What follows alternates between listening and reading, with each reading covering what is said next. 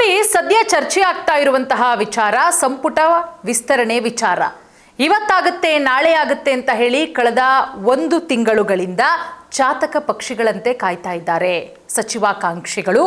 ಖಾಲಿ ಇರುವುದು 20 ಸ್ಥಾನ, ಆಕಾಂಕ್ಷಿಗಳ ಸಂಖ್ಯೆ ಇರುವುದು 70. ಇವತ್ತಾಗುತ್ತೆ ನಾಳೆ ಆಗುತ್ತೆ, ಇವತ್ತಾಗುತ್ತೆ ನಾಳೆ ಆಗುತ್ತೆ ಸಚಿವ ಸಂಪುಟ ವಿಸ್ತರಣೆ ಅಂತ ಹೇಳಿ ಇದೆಲ್ಲದರ ನಡುವೆ ಆರ್ ಅಶೋಕ್ ಅವರು ಒಂದು ಬಾಂಬ್ ಸಿಡಿಸಿದ್ದಾರೆ. ಏನಪ್ಪ ಅಂತ ಹೇಳಿದ್ರೆ, ಒಂದು ಸಚಿವ ಸ್ಥಾನಕ್ಕೆ ಏನಿಲ್ಲ ಅಂತ ಹೇಳಿದ್ರು 100 ರಿಂದ 150 ಕೋಟಿ ರೂಪಾಯಿ ಆಫರು.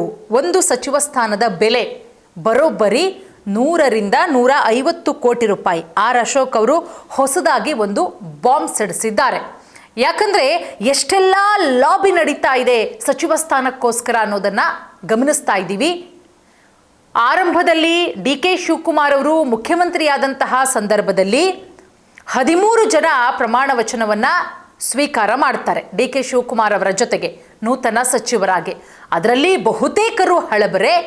UT ಖಾದರ್ ಅವರು ಹಳಬರೆ ಆದರೂ ಕೂಡ ಸಿದ್ದರಾಮಯ್ಯ ಅವರ ಸಂಪುಟದಲ್ಲಿ ಸ್ಪೀಕರ್ ಆಗಿದ್ರು.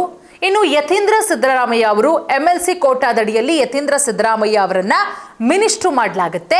ಇವರಿಬ್ಬರನ್ನ ಬಿಟ್ಟು ಉಳಿದಂಥವರು ಎಲ್ಲರೂ ಕೂಡ ಹಳಬರೆ. ಇನ್ನು 2ನೇ ಲಿಸ್ಟೇ ಬಹಳಷ್ಟು ಕುತೂಹಲ. ಯಾಕಂದ್ರೆ 70ಕ್ಕೂ ಹೆಚ್ಚು ಜನ ಆಕಾಂಕ್ಷಿಗಳಿದ್ದಾರೆ, ಆದರೆ 20 ಸ್ಥಾನ ಖಾಲಿ ಇರುವುದು.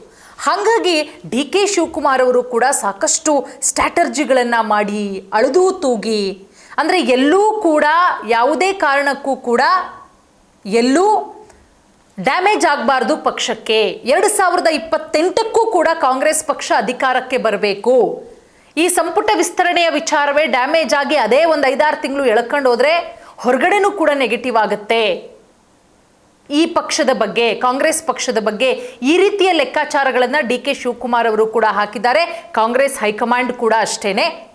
ಸೊ ಕಾಂಗ್ರೆಸ್ ಹೈಕಮಾಂಡು ಯಾವಾಗ ಬುಲಾವ್ ಕೊಡುತ್ತೋ ಆವಾಗ ಬನ್ನಿ ಅಂತ ಕರೆದ ತಕ್ಷಣ CM DK ಶಿವಕುಮಾರ್ ಅವರು, ಮಾಜಿ ಮುಖ್ಯಮಂತ್ರಿಗಳಾದಂತಹ ಸಿದ್ದರಾಮಯ್ಯನವರು, KPCC ಅಧ್ಯಕ್ಷರು ಕೂಡ ಹೋಗುವ ಸಾಧ್ಯತೆಗಳಿದೆ.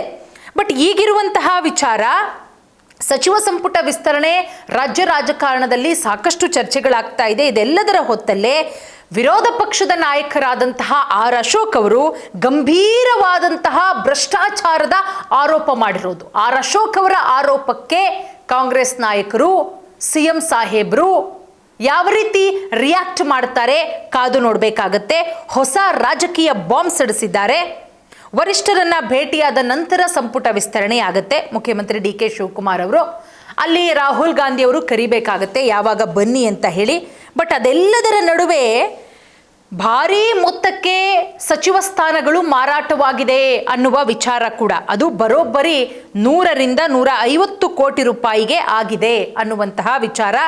ಇದರೊಂದಿಗೆ ರಾಜ್ಯ ಕಾಂಗ್ರೆಸ್ ಸರ್ಕಾರದಲ್ಲಿ ಶೀಘ್ರದಲ್ಲೇ ಭಾರೀ ನಾಯಕತ್ವ ಬದಲಾವಣೆಯಾಗುತ್ತೆ ಅನ್ನುವ ವಿಚಾರಗಳು ಕೂಡ ಹರಿದಾಡ್ತಾ ಇದೆ. ಸದ್ಯ ಅದೆಲ್ಲದರ ನಡುವೆ ಮತ್ತೊಂದು ಹೊಸ ಬಾಂಬ್ ಸಿಡಿಸಿದ್ದಾರೆ ಆರ್ ಅಶೋಕ್ ಅವರು.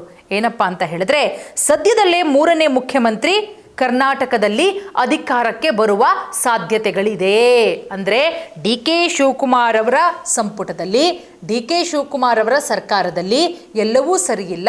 ಸದ್ಯದಲ್ಲೇ ಹೈಕಮಾಂಡು DK ಶಿವಕುಮಾರ್ ಅವರನ್ನ ಕೆಳಗಿಳಿಸ್ಬಿಟ್ಟು ಇನ್ನು 2 ವರ್ಷಗಳ ಅವಧಿ ಇದೆ ಅಷ್ಟೇನೆ, ಇನ್ನೊಬ್ರು ಮುಖ್ಯಮಂತ್ರಿ ಆದರೂ ಕೂಡ ಆಶ್ಚರ್ಯ ಇಲ್ಲ. 5 ವರ್ಷಗಳ ಕಾಲ ತಾನೇ ಪೂರ್ಣಾವಧಿ CM ಆಗಿರ್ತೀನಿ ಅಂತ ಸಿದ್ದರಾಮಯ್ಯ ಅವರು ಹೇಳ್ತಾ ಇದ್ರು. ಬಟ್ ಆ ರೀತಿ ಆಯ್ತಾ? 3 ವರ್ಷ ಆಗ್ತಾರೆ.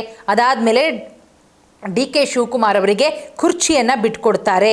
ಈ ಹಿಂದೆ ನಾನು ಹೇಳಿದಂತಹ ಮಾತುಗಳು ಎಲ್ಲವೂ ಕೂಡ ನಿಜ ಆಗ್ತಾ ಇದೆ ಅಂತ ಹೇಳಿ ಒಂದು ರೀತಿಯಲ್ಲಿ ಆರ್ ಅಶೋಕ್ ಅವರು ಲೇವಡಿ ಮಾಡ್ತಾರೆ. ಇದೆಲ್ಲದರ ನಡುವೆ ಈಗ ಆರ್ ಅಶೋಕ್ ಅವರು ಸಿಡಿಸಿರುವಂತಹ ಸ್ಫೋಟಕ ಬಾಂಬ್ ಏನಿದೆ, ಇದು ರಾಜ್ಯ ರಾಜಕೀಯದಲ್ಲಿ ಸಾಕಷ್ಟು ಚರ್ಚೆಗಳಿಗೂ ಕೂಡ ಕಾರಣ ಆಗಿದೆ. ನೀವು ಈಗಾಗಲೇ ಗಮನಿಸಿದ್ರಿ ನೋಡಿ, ಸಾಕಷ್ಟು ಜನ ಸಚಿವಾಕಾಂಕ್ಷಿಗಳು ಇದೆಲ್ಲದಕ್ಕೂ ಕೂಡ ಪುಷ್ಟಿ ಕೊಡುವಂತೆ ಹೈಕಮಾಂಡ್ ಅಂಗಳಕ್ಕೆ ಹೋಗ್ತಾರೆ, ಕದ ತಟ್ಟು ಬರ್ತಾರೆ. ಅವರ ಮುಖಾಂತರ ಇವರ ಮುಖಾಂತರ CM ಮೇಲೆ ಒತ್ತಡವನ್ನು ಹಾಕ್ತಾ ಇದ್ದಾರೆ. ಅದರಲ್ಲೂ ಈ ಸಂಪುಟ ವಿಸ್ತರಣೆಯ ವಿಚಾರವೇ CM DK ಶಿವಕುಮಾರ್ ಅವರಿಗೆ ಬಹಳಷ್ಟು ಕಟ್ಟುನಿಟ್ಟಾಗಿ ಒಂದು ರೀತಿಯಲ್ಲಿ ಕಗ್ಗಂಟಾಗಿ ಪರಿಣಮಿಸಿರುವುದು. ಸೊ ಹಾಗಾಗಿ ಇದೆಲ್ಲವನ್ನ ಯಾವ ರೀತಿ ಭೇದಿಸಿ ಇನ್ನೇನು ಕೆಲವೇ ದಿನಗಳಲ್ಲಿ ಸಂಪುಟ ವಿಸ್ತರಣೆ ಮಾಡುವಂತಹ ಸಾಧ್ಯತೆಗಳು ಕೂಡ ಇದೆ. ಸೊ ಏನು ಆರ್ ಅಶೋಕ್ ಅವರು ಒಂದು ರೀತಿಯ ಹೇಳಿಕೆಯನ್ನು ಕೊಟ್ಟಿದ್ದಾರೆ, ಗಂಭೀರ ಸ್ವರೂಪದ ಆರೋಪಗಳನ್ನು ಮಾಡಿದ್ದಾರೆ. 100ರಿಂದ 150 ಕೋಟಿ ರೂಪಾಯಿ ಲಾಬಿ ಮಾಡಲಾಗುತ್ತೆ ಒಂದು ಸಚಿವ ಸ್ಥಾನ ಬೇಕು ಅಂತ ಹೇಳಿದ್ರೆ. ಈ ರೀತಿಯ ಅವರು ಕೊಟ್ಟಿರುವಂಥ ಹೇಳಿಕೆಗಳು, ಅವರು ಮಾಡಿರುವಂಥ ಆರೋಪಗಳಿಗೆ ಕಾಂಗ್ರೆಸ್ ನಾಯಕರು ಯಾವ ರೀತಿ ರಿಯಾಕ್ಟ್ ಮಾಡ್ತಾರೆ ಕಾದು ನೋಡಬೇಕು.